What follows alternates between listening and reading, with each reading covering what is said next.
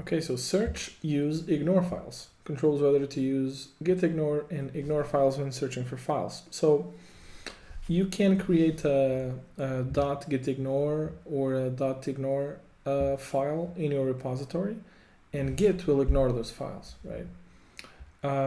So you can also make it so VS Code does not search in those files that you're trying to ignore, and trying and succeeding. So this is essentially the same feature as the global ignore files, but these files are per repository, and it's set to true by default. And usually you don't really want to search inside those folders, especially like just consider the node modules folder.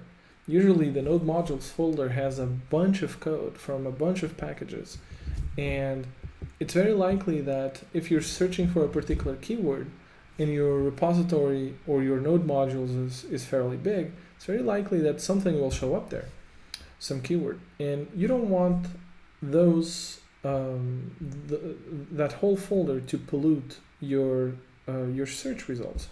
So it's actually a good thing that this is set to true by default, and that's what I'm going to leave it with.